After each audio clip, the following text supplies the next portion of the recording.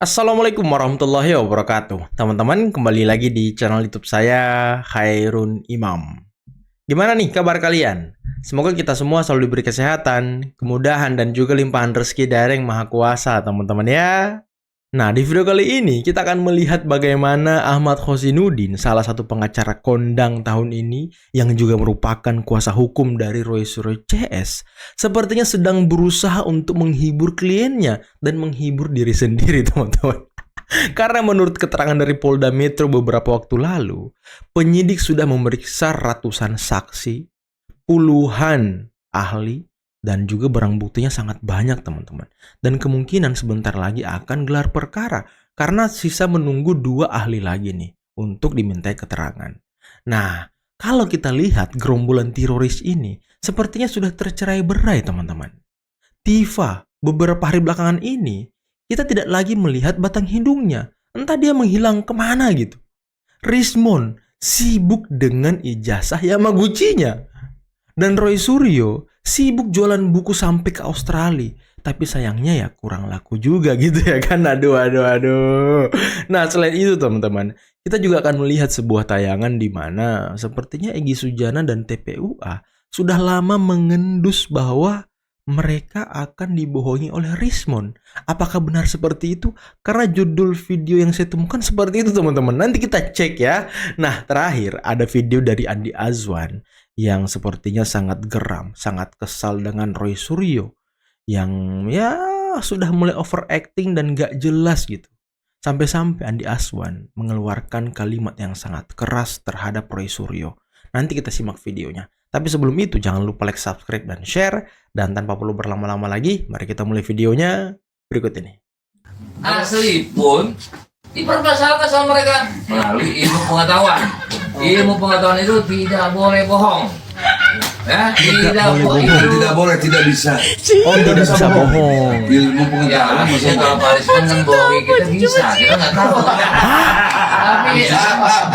Tapi maksudnya kalau Pak Risman kan bohongi kita bisa, kita nggak tahu. Kalau Pak Rismon bohongi kita kan bisa, kita nggak tahu. Inilah yang selalu saya katakan, teman-teman. Emak-emak ompong itu, orang-orang tua itu yang menjadi pengikut mereka. Untung kalau dia paham apa yang dijelaskan oleh Rismon, apa yang dijelaskan oleh Roy Suryo, apa yang dijelaskan oleh Tifa. Apalagi Rismon yang memang di jejak digitalnya, ijazahnya pun ya diragukan, teman-teman ya. Dan bahkan Joshua Sinambela dan kawan-kawannya sudah menyatakan itu palsu. Ya, beliau pun yang mungkin lulusan sarjana gitu ya kan, juga nggak tahu apa yang dijelaskan Rismon. Jadi mereka selama ini hanya ngangguk-ngangguk dan hanya ikut-ikutan sama Rismon. Aduh, mereka ini dijebak Rismon sepertinya. Nah, Bung Ahmad Khozinuddin, ini ada update terbaru dari Polda bahwasanya bakal ada tersangka terhadap laporan ijazah palsu Joko Widodo ini, Bung Ahmad Khozinuddin. Tapi kali ini narasi yang dilontarkan itu adalah pencemaran nama baik. Nah, gimana menanggapinya Bung Ahmad Khozinuddin? Karena belum ditunjukkan ijazah, udah sampai di situ. Lah kok bisa-bisanya ijazah itu ditunjukkan? Nah, kemarin belakangan saya berpikir, saya menganalisa. Oh, jangan-jangan Jokowi ini udah nyambut laporan ini. Jangan-jangan. Tapi masih diam-diam, belum diumumkan juga oleh Polda karena mungkin takut malu gitu. Bentar. Kok ini Ahmad Khozinuddin selalu mengatakan atau menyuarakan hal yang sama ya? Pak Jokowi cabut laporan, Pak Jokowi tunjukkan saja ijazahnya terus masalah selesai. Apakah memang Khozinuddin yang takut ke pengadilan, teman-teman? Dia yang lapor-lapor sendiri, cabut-cabut sendiri. Karena begini, posisi Jokowi sekarang itu kan terdesak ya, maju mundur kena, maju dia harus menunjukkan ijazahnya, padahal selama ini dia sangat menghindari untuk menunjukkan ijazahnya, karena kalau maju sampai ke pengadilan jadi ketahuan ijazahnya seperti apa. Dan tidak ada halangan bagi Rismon, Roy dan yang lainnya untuk meneliti langsung. Dan kalau di persidangan ketahuan fotonya bermasalah, ijazah itu bermasalah, kan nggak bisa berdalih lagi bahwa ijazahnya asli. Oh, ternyata barang kamu itu ya barang yang selama ini sudah diteliti, dan barang yang diteliti itu sudah disimpulkan palsu gitu loh. Jadi saya kira update yang disampaikan oleh Polda kemarin bukan suatu yang baru. Dan kalau katanya dia sebentar lagi akan tersangka, lah dari dulu memang ungkapan akan jadi tersangka itu sudah dari dulu sejak Sabar. awal-awal Agustus. Kenapa? Ketika Sabar. penyelidikan ditingkatkan menjadi penyidikan, memang di situ nanti akan ada tersangka. Akan Walau ada saat itu saya tersangka. tegaskan, tidak semua penyidikan berujung ada tersangka. Kenapa? Awas ya Mon. Kalau nanti ada tersangka dan diumumkan nama Roy Suryo CS, teroris itu dan kawan-kawannya, kau jangan ngamuk-ngamuk di Polda Metro ya. Kau jangan marah-marah ya. Karena ada produk dari kepolisian yang namanya SP3, surat perintah penghentian penyidikan. Kenapa? Karena diantaranya SP3 ya juga. kurang bukti atau tidak cukup bukti, atau diantaranya ada karena apa? Karena pelapor mencabut. Jangan ini bentar lagi ya gelar perkara dalam rangka menyimpulkan untuk penghentian perkara yakni SP3. Alasannya apa? Alasannya Jokowi cabut perkara. Begitu. Ya intinya balik-balik lagi pesiar dan jualan buku kayak gitu. Coba deh buka kan, dia punya kemarin gitu ya di YouTube-nya, dia buka buku Papal, dia kuliah di sini. Kemana? Ini goblok banget nih si Rasulullah. Mas Gibran tuh tidak kuliah di UTS, dia itu mengambil foundation dan di diploma bisnis itu di UTS Insert 2005-2006 itu. Lihat dari sana di UTS Insert yang sekarang bernamanya UTS College. UTS College. Kalau dia lakukan itu kan dia foto, oh ini UTS, ada UTS alumni. Ya jelas aja lu mau cari ubak-ubak nggak bakal ada namanya Mas Gibran di UTS alumni. Kan UTS alumni itu hanya untuk orang yang berkuliah di UTS sendiri, main campus. Ini dodol banget ya. Dodol banget. Karena waktu kita challenge di CNN kemarin itu, mana bukti kamu? Oh nanti deh ya. Artinya apa? Dia nggak punya data tentang Mas Gibran. Dia mau datang ke sana. Emang gampang mendapatkan data di universitas luar negeri? Nggak gampang. Kamu institusinya apa? Universitas juga. Kamu institusinya apa? Apakah orang-orang di sana itu akan memberikan input kepada Anda? Enggak gampang. Jadi ada banyak modus di balik penjualan buku ini juga ya Pak? Ya kan ada banyak modus untuk melakukan itu gitu. Tapi kan kalau di kita aja di universitas ya, apakah ada melakukan hal bedah buku itu dan laku jual buku? Enggak laku. Siapa yang mau beli dengan harganya 500.000 gitu? Enggak ada. Orang buku sampah. Simpel aja. Apa itu kan dia sekali dayung dua pulau terlampaui kan, dia melakukan itu gitu. Nggak apa-apa. Polda tadi kan penuh kehati-hatian. Apakah ini menghadapi orang gila jadi harus hati-hati ya? Benar. Karena proses orang normal dan orang gila beda ya. Iya. Sekarang saya baru tangkap nih ya. Iya. Ternyata yang mereka proses selama ini cepat kan orangnya waras-waras. Begitu orang gila jadi lambat. Jadi mungkin kehati-hatian di situ mungkin ada yang tidak benar ya. Ketika tanggal 31 tidak jadi gelar perkara, kaburlah si Roy Suryo ke Australia. Nggak tahu kabur, nggak tahu melarikan diri, nggak tahu mau ngapain. Hari ini kondisinya Roy Suryo di Australia. Katanya mau ngecek itu ijazahnya Pak Gibran. Memang ada di mana Australia? Ijazahnya di sana. Makanya begini loh. Aduh, sudahlah ini mulai lagi ya, mulai lagi stres baru. Kita mulai lagi dengan permainan ya kan? gila baru. Berarti kita cari orang gila baru lagi akan hadapi kamu.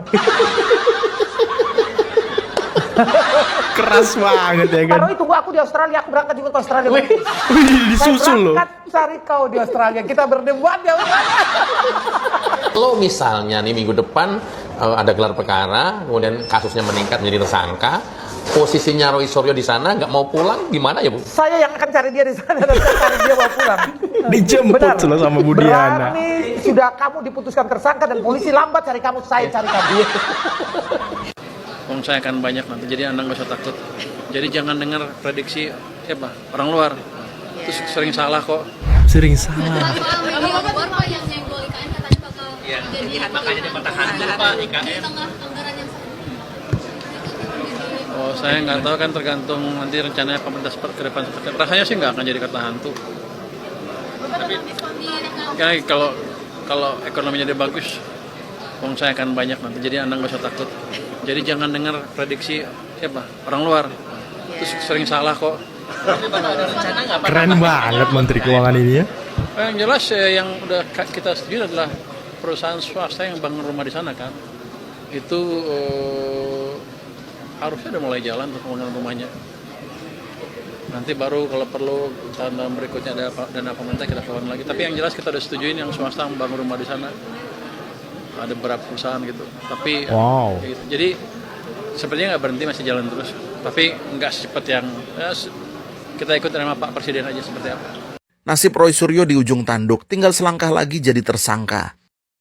Nasib Roy Suryo kini berada di ujung tanduk. Polda Metro Jaya memastikan akan melakukan gelar perkara untuk menentukan nasib hukum mantan Menpora tersebut. Ia dilaporkan atas dugaan pencemaran nama baik dalam polemik ijazah palsu mantan Presiden Jokowi. Penyidik telah memeriksa ratusan saksi dan sejumlah ahli yang menunjukkan kasus ini memasuki tahap krusial. Dari kubu pendukung Jokowi, Wakil Ketua Umum Projo, Freddy Damanik, menyebut bahwa status tersangka bagi Roy Suryo hanya tinggal menunggu waktu. Menurutnya, langkah Polda menunjukkan keseriusan dalam menindak tuduhan yang dinilai mencemarkan nama baik mantan presiden. Sementara itu, Polda Metro Jaya memastikan koordinasi dengan Kejaksaan Tinggi DKI Jakarta terus dilakukan untuk memperkuat dasar hukum proses lanjutan. Jika bukti permulaan dinilai cukup, maka penetapan tersangka Roy Suryo bisa segera diumumkan. Dengan sorotan publik yang begitu besar, masa depan hukum Roy Suryo kini benar-benar ditentukan oleh gelar perkara ini. Kalau menurut kalian gimana nih?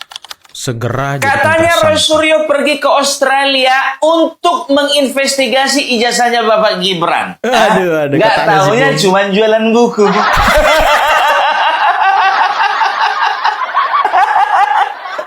Itu pun nggak laku.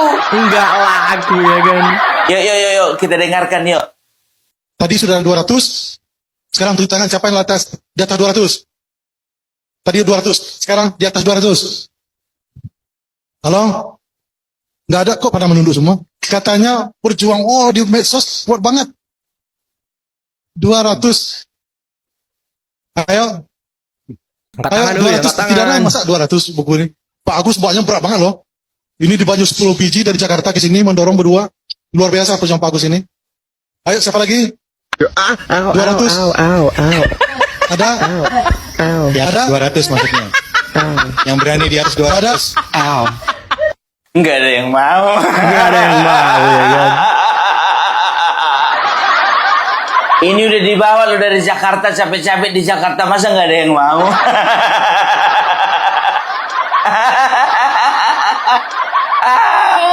Lelang buku dia. Di mana-mana kalau mau melelang itu sesuatu hal yang langka dan unik. Berharga. Ini apa langkanya, apa uniknya? Merepek itu yang jualan itu kan. Ayo dong, mana nih? Katanya di media sosial berjuang. Ya inilah model perjuangan kalian. Taunya cuma modal muncung, nggak berani modal duit keluar. Modal muncung ya kan. Jualan nih. Kau itu Roy Suryo, kau itu peneliti atau sales buku sih? Nah, itulah tadi beberapa video yang bisa kita simak, yang bisa kita saksikan pada kesempatan kali ini. Dan gimana menurut kalian? Apakah kecurigaan dari geng Egy Sujana ini sudah terbukti bahwa Rismon bisa saja membohongi kita karena kita nggak tahu katanya? Nah, inilah teman-teman bahayanya. Mereka ini sebenarnya orang-orang tua yang jadi pengikut Rismon, yang jadi pengikut teroris. Mereka nggak paham dengan apa yang dijelaskan Rismon. Mereka tahunya Rismon meneliti ijazah Pak Jokowi dan menemukan fakta bahwa ijazah Pak Jokowi 99,9% palsu. Cuma itu yang mereka tahu tentang metode, tentang istilah-istilah. Mereka nggak paham. Dasar mereka ini sebenarnya kebencian aja. Jadi Rismon datang sebagai orang yang ingin meneliti jasa Pak Jokowi dan menemukan bahwa itu palsu. Nah, mereka ikut-ikut aja tuh sama Rismon. Oh iya, ini pahlawan nih, peneliti ahli dengan metode IT gitu-gitu ya kan. Wah, ini kacau teman-teman. Karena kita bisa lihat pengikut-pengikut mereka ini jarang anak muda. Bahkan kalau saya lihat di setiap acara-acara mereka, nggak ada anak muda. Yang agak muda itu cuma si Michael Sinaga, yang lain nggak ada. Rata-rata bapak-bapak, ibu-ibu. Yang pada dasarnya mereka nggak ngerti apa yang dikatakan Rismon.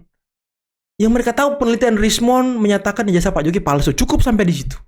Dan ini kan bahaya, teman-teman. Dan tadi bagaimana Ahmad Kozinudin, sepertinya pengacara kondang kita ini sedang berharap atau harap-harap cemas. Ya mungkin bisa dibilang ngemis kali ya. Agar Pak Jokowi itu mencabut laporannya. Ataukah ataukah Polda Metro itu mencabut atau mengeluarkan surat SP3 atas kasus ijazah Pak Jokowi di Polda Metro agar klien-kliennya tidak bisa dipidana, tidak bisa dipenjara, kasusnya berhenti. Jadi mereka bebas meneliti apa saja. Bukan apa saja sih, meneliti keluarga Pak Jokowi. Meneliti silsilah keluarga Pak Jokowi. Waduh, sampai mendatangi makam keluarga Pak Jokowi. Waduh. Orang-orang ini ya suka overacting. Apalagi tadi Bung Andi Aswan, waduh, sangat keras, sangat tegas menyemprot Roy Suryo yang sepertinya memang sudah overacting. Alih-alih alasannya mau meneliti ijazah Gibran di Australia, ujung-ujungnya jualan buku. Aduh, mana kata Opung kurang laku lagi. Buku sampah kalau kata Bung Andi Aswan dilelang. Biasanya yang dilelangin tuh barang-barang berharga, emas ya kan. Kalau kata Opung barang-barang langka, yang unik, yang mungkin sudah lampau, barang antik gitu ya kan. Ini buku loh. Terus isinya belum ada yang pernah men-challenge, belum pernah ada yang benar-benar ahli digital forensik memeriksa buku itu, belum ada loh. Dia bedah buku isinya orang-orang tua. Jadi gimana ini? Dia bedah buku isinya bukan orang-orang IT. Ini kan gak nyambung, teman-teman. Dan tadi mengenai IKN, Pak Purbaya dengan tegas mengatakan bahwa ya IKN jalan terus sesuai dengan ritme Pak Prabowo, sesuai dengan kemauan Pak Prabowo. Dan pihak swasta sudah ada beberapa yang ingin membangun perumahan di sana. Waduh. Dan pesan Pak Purbaya, jangan percaya pihak asing yang mengatakan bahwa IKN akan jadi kota hantu. Waduh, keren banget Pak Purbaya ya. Oke, mungkin cukup sekian dulu video kali ini. Jangan lupa like, subscribe, dan share videonya. Akhir kata, billahi taufiq wal hidayah. Assalamualaikum warahmatullahi wabarakatuh. Bye-bye.